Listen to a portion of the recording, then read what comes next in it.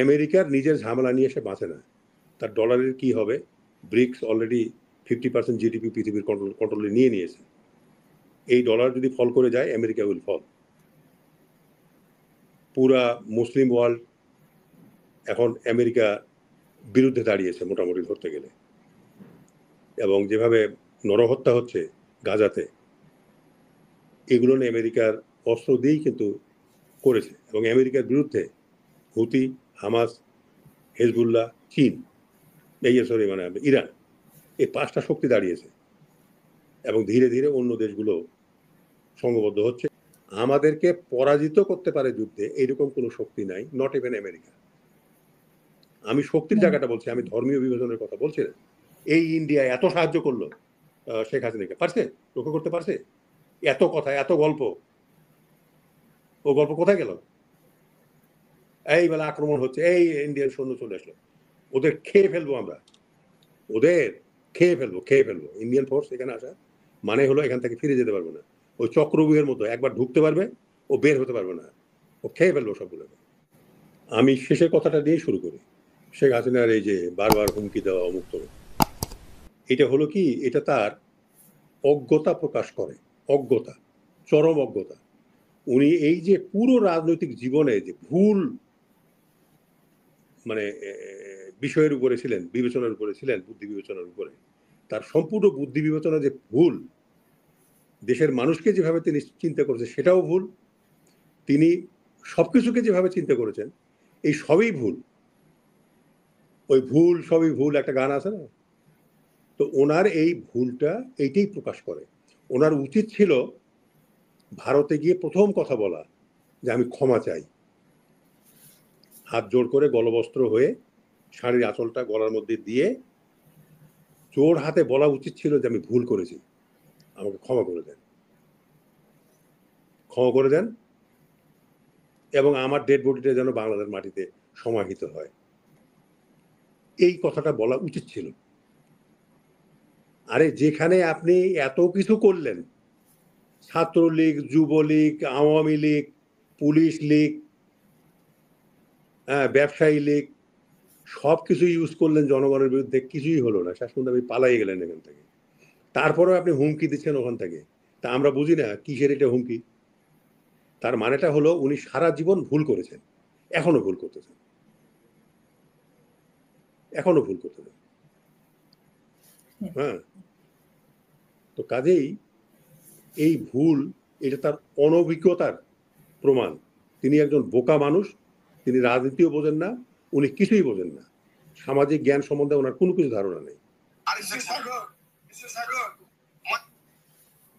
কোনো ধারণা নেই।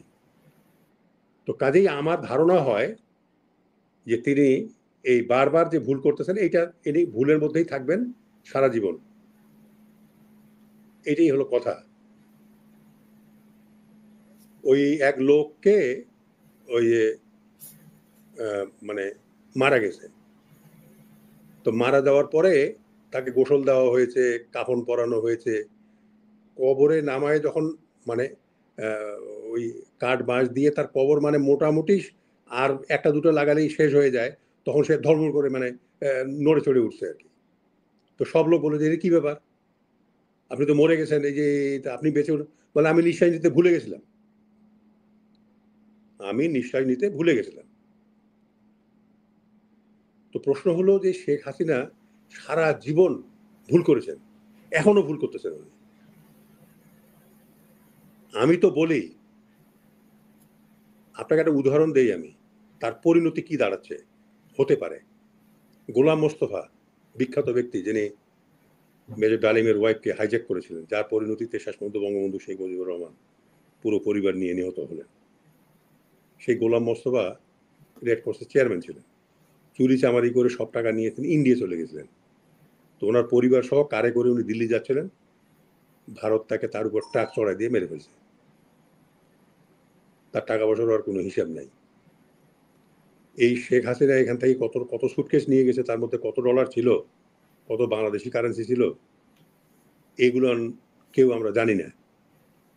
এখন প্রশ্ন হলো, যেদিন তার ফাঁসির আদেশ হবে এখানে, 400 উপরে বোধহয় খুনের মামলা হয়েছে, যে কোনো একটা কোর্ট থেকে ফাঁসির আদেশ আসবে, সেদিন সে হাফ ডেড হবে। আর সপ্তাহখানেক পরেই বোধহয় আমরা শুনতে পারবো যে তিনি হার্ট অ্যাটাকে মারা গেছেন।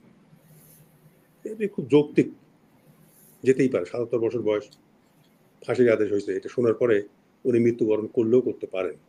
এইরকম একটা পরিণতির ধারণা হয় আমার আর কি। তো ওইটা উনি চিন্তা করতে পারবেন না। ওই নিশা নেওয়া যেমন একটা মানুষ ভুলে গেছিল, উনি ওই ভুলেই থাকবেন।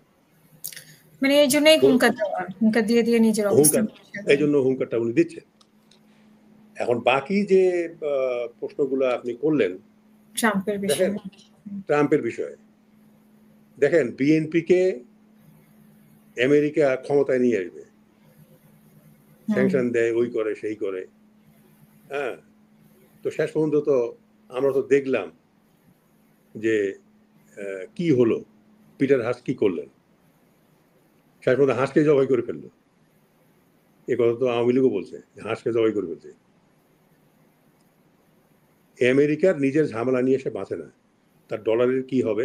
ব্রিক্স অলরেডি 50% জিডিপি পৃথিবীর কন্ট্রোলে নিয়ে নিয়েছে। এই ডলার যদি ফল করে যায়, আমেরিকা উইল ফল। পুরা মুসলিম ওয়ার্ল্ড এখন আমেরিকা বিরুদ্ধে দাঁড়িয়েছে মোটামুটি ধরতে গেলে।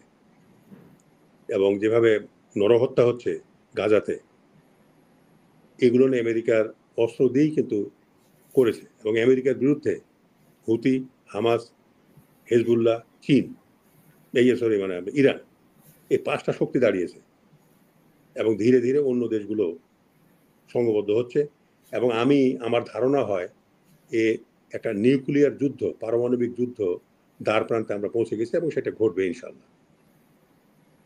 আমি এশিওর করতে পারি এই যুদ্ধটা ঘটবে, তৃতীয় বিশ্বযুদ্ধ ঘটবে, নিউক্লিয়ার অস্ত্র ব্যবহার হতে পারে। কারণ হলো, আমি এখনো একটু কনফিউশনে আছি যে এটাকে গাজাকে নিয়ে হবে মিডল ইস্টে, না পুতিন আর ওই ইউক্রেন নিয়ে হবে।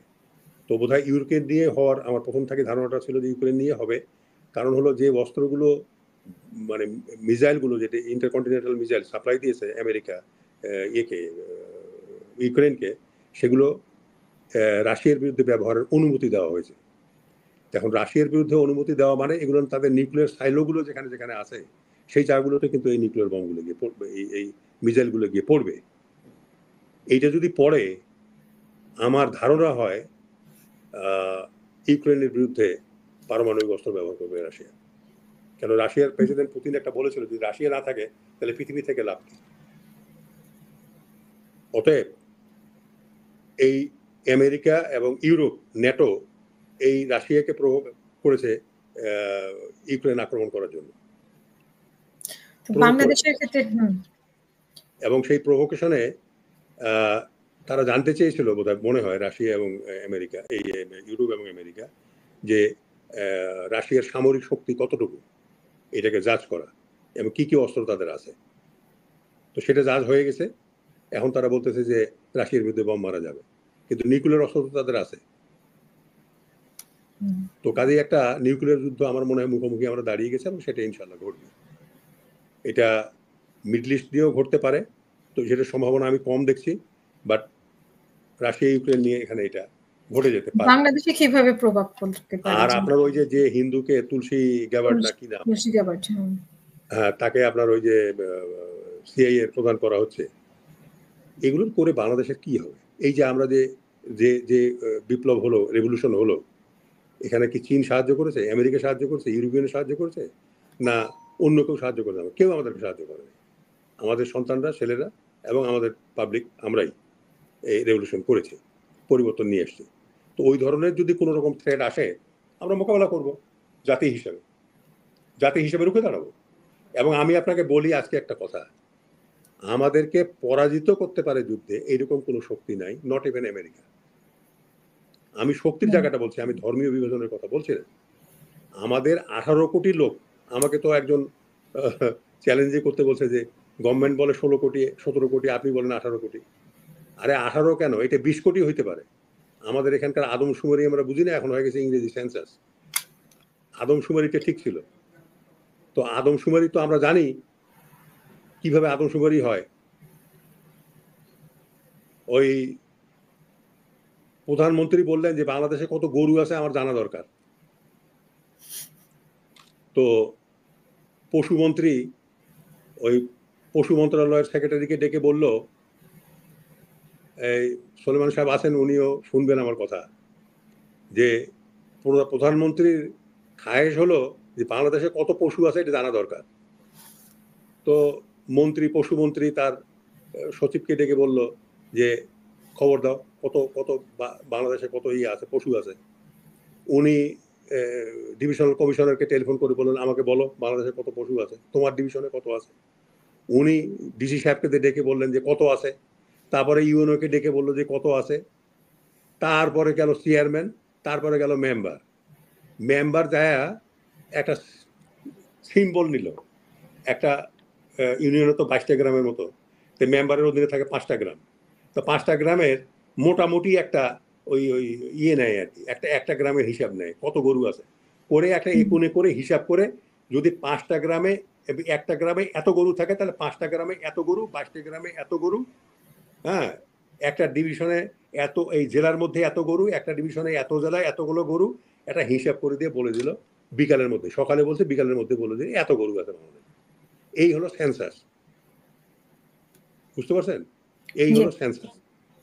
তো কাজেই এই 20 কোটি বা 18 কোটি লোকের মধ্যে 14 কোটি লোক মুসলমান, ধর্ম এক, বিশ্বাস এক, সুন্নি, খাদ্যাভ্যাস এক, আঞ্চলিকতা নাই, গোত্রগত বিভাজন নাই, আশরা বাতরাব নাই, সলিড আমরা। ধরলাম মহিলা বাদ দিলাম 50%, আর ওই বৃদ্ধ আর শিশু মিলে তো 7 কোটি লোক পাওয়া যাবে। 14 কোটি হাত, 14 কোটি হাত আমাদের দেশকে রক্ষা করার জন্য থাকবে। যে যাতে জীবন দিতে পারে, তাদেরকে পরাজিত করতে পারে পৃথিবীতে কোনো শক্তি নাই। সো আমাদেরকে পরাজিত করতে পারে এরকম কোনো শক্তি নাই। ভারত তো নাই, আমেরিকাও নাই। এটা জাতিকে আমি বলবো আমার কথা বিশ্বাস স্থাপন করার জন্য, আমাদের পরাজিত করতে হবে। আমাদের চিন্তার কোনো কারণ নাই। আরে পুরো জাতি ইনভলভ হয়ে পরিবর্তন নিয়ে আসতে এই ইন্ডিয়া এত সাহায্য করলো শেখ হাসিনাকে, পারছে? লক্ষ্য করতে পারছে? এত কথা, এত গল্প, ও গল্প কোথায় গেল? এই বেলা আক্রমণ হচ্ছে, এই ইন্ডিয়ান সৈন্য চলে আসলো, ওদের খেয়ে ফেলবো আমরা, ওদের খেয়ে ফেলবো। ইন্ডিয়ান ফোর্স এখানে আসা মানে হলো এখান থেকে ফিরে যেতে পারবে না। ওই চক্রব্যূহের মতো একবার ঢুকতে পারবে, ও বের হতে পারবে না, ও খেয়ে ফেলবো সবগুলো। বুঝতে পারছেন? এটা ইনিশিয়ালি সেটব্যাক হবে, তারপরে দেখবেন উইদিন এ মান্থ আমরা সংঘবদ্ধ হয়ে খেয়ে ফেলবো একেবারে ইন্ডিয়াকে। I am waiting for that. কাজেই ও ট্রাম আসছে না ওখানে কে আসছে ওটা ভাববার কোনো কারণ নেই। আমরা আমাদের মতন আছি, এখানে কোনো অসুবিধা নেই। এবং ওই আমেরিকার কথা ধুয়া তুলে এখানে কোনো পরিবর্তন কোনো সুযোগ সুবিধা কারো পক্ষে নেওয়া সম্ভব বলে আমার মনে হয় না। ধন্যবাদ।